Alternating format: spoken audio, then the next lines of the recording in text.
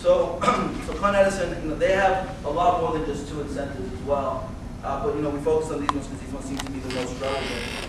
The Con Ed Targeted Load Reduction Program, also known as the Demand-Side Management Program, that provides highly subsidized lighting upgrades for businesses in. Oh no, the images aren't coming up. I'm sorry. I just noticed that. I apologize.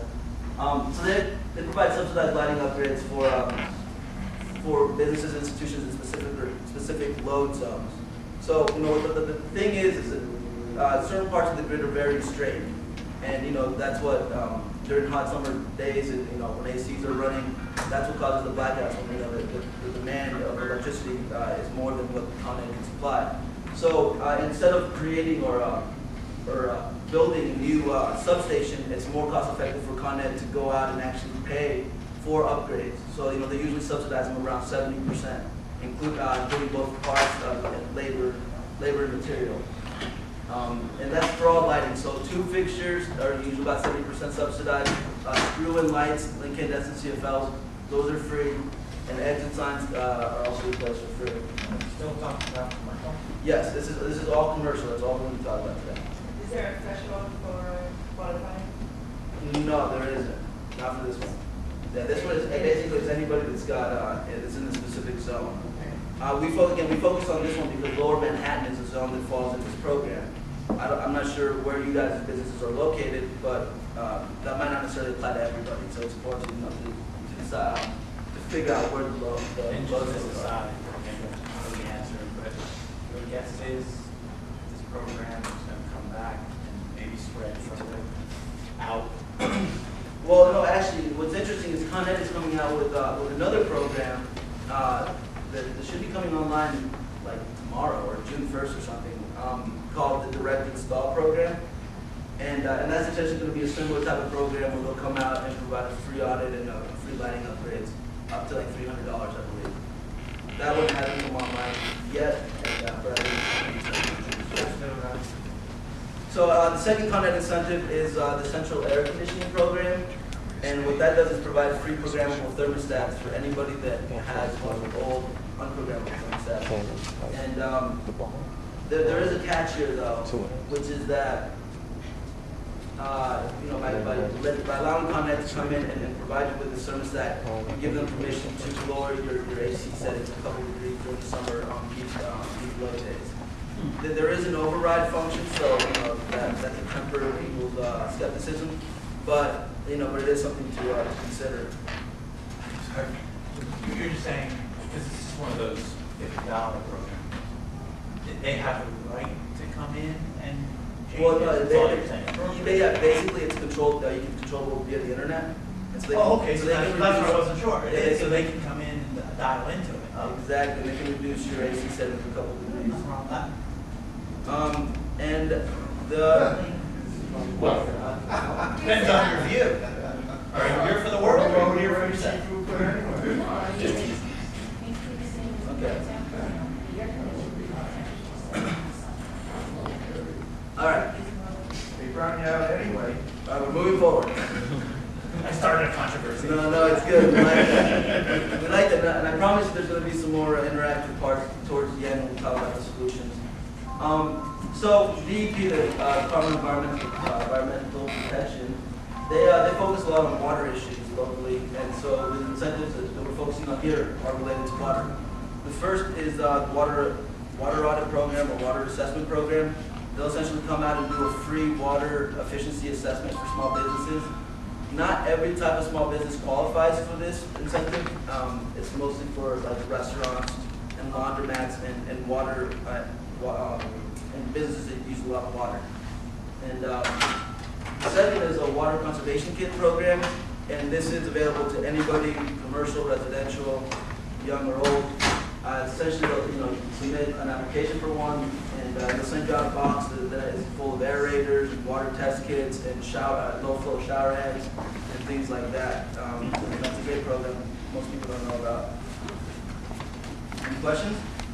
And you can access that to the DEP website? Exactly.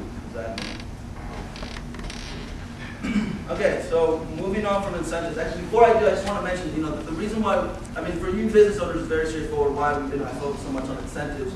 But, we were coming off this program where we're training young adults on how to go out and engage businesses in this conversation. So, for us, it was important to emphasize to them how valuable these incentives are and how to convey that to business owners. A lot of business owners are, low on cash flow right now, and, things like this might not make, the priority, but, if you're able to sort of present it, as an incentivized program or a subsidized program, that might be more appealing. So I'd like to start with that to let you guys know there's a lot of money out there, a lot of resources to help do this. You're definitely not on your own. So now the audit process. As I mentioned before, there's 3 levels of auditing, right? There's the walkthrough level, which is, your site assessment. You walk in, what you can see with your eyes, what you can know, and then you can probably use some Excel software, some basic software to do the analysis. Then the medium level of audit, takes it a little bit beyond that. But really, the big distinction is with the level 3 audit, which includes a full energy model. Using some pretty sophisticated software. Department of Energy has developed some software that I am too. A lot of people use, the blower door. Although the blower door is typically more for residential applications. Why don't you do that? That's What's funny is I took a lot of blower door stuff out because we're focusing on commercial. But so anyway, so what I want to talk about here today is a level 1 audit, and that's an audit that any one of you guys can do on your own facility, and we're going to go through a lot of recommendations. And if anybody has any questions or wants some assistance with that, please reach out. We have a lot of trained interns that would love to come out and help you. So the audit process, I broke it down into 3 parts: the pre-audit, the actual walkthrough itself, and then the post-audit. And we'll go through it here. So the pre-audit, the big thing you want to do prior to going into doing the walkthrough is you want to do your billing analysis. There's a lot to be learned just by looking at the bills. First of all, you can determine whether or not the company is using an ESCO, a third-party energy service provider. And there's a lot of reasons why that's important. Again, a lot of businesses don't even know that they're using them. So I've gone to businesses that are using ESCOs, been using them for a year, and they have no idea. And they're complaining that their bills are high, but they don't even have the knowledge of the fact that they've engaged a third-party contractor. So, even just identifying that, and actually also oftentimes ESCOs will provide low-cost commodity or the energy commodity at low cost for the first few months, and then after that, it'll rise.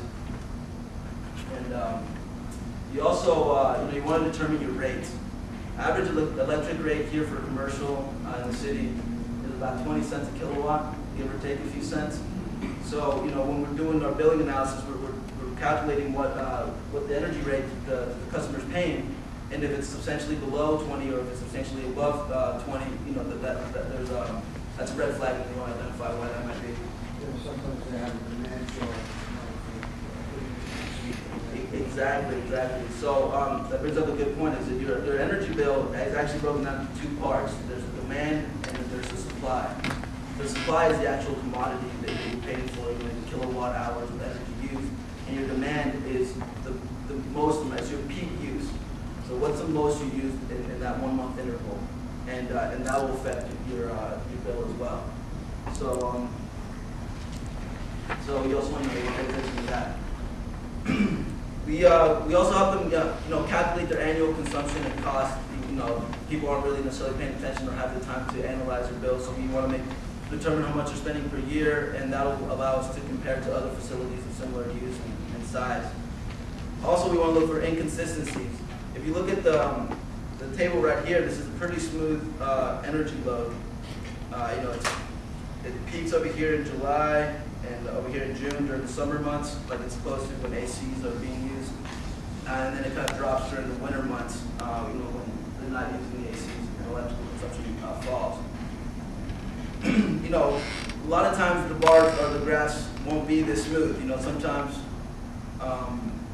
maybe October will be really high, November will be really high, and then it's the job of the auditor to determine why that might be. So we look for inconsistencies and then try to explain them through our audit.